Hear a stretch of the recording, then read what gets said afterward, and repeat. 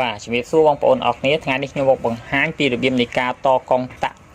2គ្រាប់ជាមួយនឹងព្រី2ហើយសម្រាប់កងតាក់2គ្រាប់បងព្រី2វែងនេះសម្រាប់បងប្អូនដែលពុំទាន់ចេះតបងប្អូនអាចមករៀនតជាមួយខ្ញុំទាំងអស់គ្នាហើយសម្រាប់នៃការតមុននឹងតបងប្អូនត្រូវបិទ D-counter គាត់ជាមុនសិនមុននឹងការចាប់ផ្ដើមតែឥឡូវមកមើលជើងក្រោយជាមួយខ្ញុំទាំងអស់គ្នាហើយសម្រាប់កងតាក់ប្រភេទកងតាក់ព្រី2បូកនឹងព្រី2នេះគឺមានជើងរបស់វាគឺខាងនេះគឺជាជើងបានន័យថាត្រង់ចំណុច L ហើយនឹងត្រង់ចំណុច N ហើយត្រង់នេះវិញគឺជាចំណុច L11 ហើយត្រង់ចំណុចកណ្ដាលគឺ COM1 ហើយនឹង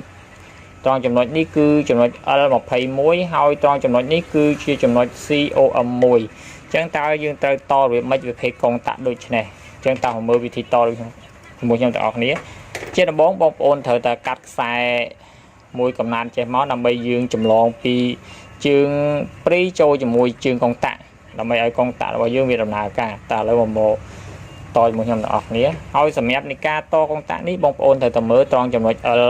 អញ្ចឹងត្រង់ចំណុច L11 គឺយើងត្រូវដាក់ខ្សែចម្លងចូលមកយើងអញ្ចឹងខ្ញុំយកខ្សែពណ៌ក្រហមគឺជាខ្សែចម្លងតំណាងឲ្យខ្សែមេបាទតោះមកយើងហិតខ្ចៅនឹងចូលទៅបាទឥឡូវខ្សែចម្លងជើងចូលបានចំណុចមួយនឹងហើយបន្ទាប់មកចូលនៅត្រង់ចំណុចនេះមួយទៀតបាទណាត្រង់ចំណុចនៃ L2 L21 ចូលចំណុច L21 បាទឥឡូវយើងបត់ចូលចឹងមកតមកយើងរត់ខ្ចៅចូលទៅមួយទៀតបាទបន្ទាប់មកយើងចូលមកក្នុងត្រង់ចំណុច L បាទនៃខ្សែមេហើយត្រង់ចំណុច L នេះបងផងដែរគឺយើងត្រូវផ្ដោតជាមួយខ្សែមេតែម្ដងអញ្ចឹងគឺខ្ញុំតំណាងឲ្យខ្សែពណ៌ក្រហមនេះគឺជាខ្សែហ្វាជាខ្សែដែលមានភ្លើងអញ្ចឹងវាត្រូវចូលត្រង់ចំណុច L បាទអញ្ចឹងបងប្អូនផ្ដោតវាចូលមក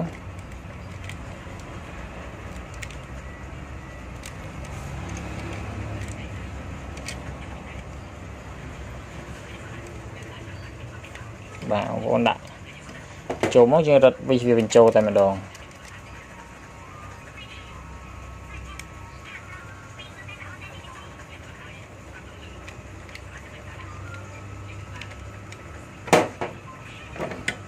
បាទរត់ចូលចឹងទៅឥឡូវយើងបានខ្សែចម្លងរបស់យើងចូលនៅក្នុងនឹងហើយចេញពីចំណុច L ចូលមកក្នុងជើង L21 ហើយចូលមកជើង L11 អញ្ចឹងនៅចំណុចអញ្ចឹងយើងបានខ្សែចម្លងអញ្ចឹងយើងមកមើលខ្សែអំពូលរបស់យើងវិញម្ដងតើខ្សែអំពូលរបស់យើងចូលទៅក្នុងត្រង់ចំណុចណាអញ្ចឹងខ្ញុំសូមយកខ្សែអំពូលនេះជាខ្សែអំពូលបានន័យថាខ្សែអំពូលរបស់យើងអានេះជាខ្សែភ្លោះប្រសិនបើជាខ្សែតូចវាមានក្រហមហើយនឹងខ្មៅប៉ុន្តែចំណាប់ដែលខ្សែភ្លោះប្រភេទដូចនេះអញ្ចឹងយើងការចំណាំរបស់យើងគឺបងប្អូនដាក់ត្រង់ចំណុចណាក៏បានដែរខ្សែវាទាំងពីរនេះគ្រាន់តែថាយើងចំណាំទៅខ្សែដែលមានអក្សរគឺគេតំណាងឲ្យខ្សែហ្វាខ្សែដែលអត់អក្សរគឺគេតំណាងឲ្យខ្សែណឺតអញ្ចឹងសម្រាប់ខ្ញុំយកខ្សែពណ៌ក្រហមនេះអញ្ចឹងតំណាងឲ្យអំពូលទី1ដាក់ចូលត្រង់ចំណុចកណ្ដាលនៃ COM1 អញ្ចឹងបងប្អូនដាក់ចូលត្រង់ចំណុចមួយមកដូចខ្ញុំអញ្ចឹងមកបាទតោះមកយើងមួវាចូលទៅអញ្ចឹងវានៅកន្ទុយខ្សែមួយចំហៀងអញ្ចឹងយើងទុកម្ដុំសិនកន្ទុយខ្សែអំពូលទី1មួយចំហៀងហ្នឹងអញ្ចឹងយើងយកខ្សែនៃអំពូលទី2មួយទៀតអញ្ចឹងយើងយកមួយចំហៀងដែរត្រង់ចំណុចខ្សែដែលមានអក្សរហ្នឹងដែរអញ្ចឹងយកមកចូលនៅក្នុងត្រង់ចំណុចជើងខាងក្រោមនៃ COM2 អញ្ចឹងដោតបញ្ចូលមកតោះមកមួវិសវាបញ្ចូលទៅបាទឥឡូវនេះបានអំពូលមួយចំហៀងហើយអញ្ចឹងនៅមួយចំហៀងទៀតអញ្ចឹងនៅកន្ទុយខ្សែអំពូលទី1យើងត្រូវបដោតមកជាមួយនឹងកន្ទុយខ្សែអំពូលទី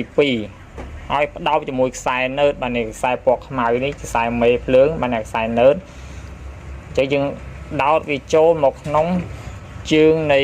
អក្សរ N អញ្ចឹងយើងដាក់ចូលក្នុងអក្សរ N នេះមកបាទតទៅដែរយើងរត់វិសវាបញ្ចូលណែនទៅ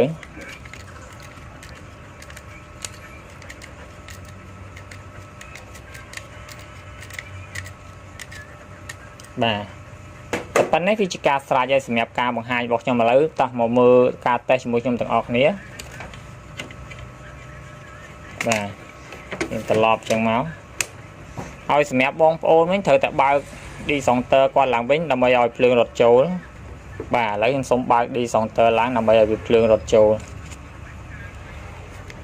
បាទនៅពេលដែលខ្ញុំបើក discounter អញ្ចឹងអំពូលភ្លើងអស់គឺវាបានឆេះទាំងអស់អញ្ចឹងខ្ញុំសូមបិទទៅវិញបាទឥឡូវខ្ញុំសូមបើកវិញឥឡូវទី1ទី2ដូច្នេះសម្រាប់ការបង្ហាញនៃរបៀបកុងតាក់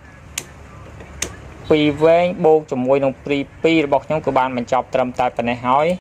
យសម្រាប់បងប្អូនដែលមានចម្ងល់ពាក់ព័ន្ធជាមួយនឹងការតកុងតាក់បងប្អូនអាច comment នៅខាងក្រោមវីដេអូរបស់ខ្ញុំបានហើយរាល់ការ comment របស់បងប្អូនប្រសិនបើខ្ញុំអាចឆ្លើយបានខ្ញុំនឹងធ្វើជាវីដេអូបង្ហាញជូនទៅបងប្អូនហើយសម្រាប់បងប្អូនដែលចូលចិត្តនៅវីដេអូរបស់ខ្ញុំឬក៏ចង់បាននៅវីដេអូថ្មីៗបន្ថែមទៀតដែលតាក់ទងជាមួយនឹងការតកុងតាក់សូមជួយចុច like និងចុច subscribe លើវីដេអូរបស់ខ្ញុំម្នាក់មួយផងដើម្បីទទួលបានវីដេអូថ្មីៗបន្ថែមទៀតហើយក៏សូមអរគុណសម្រាប់ការមើលវីដេអូរបស់ខ្ញុំតាំងពីដើមរហូតដល់ចប់សូមអរគុណ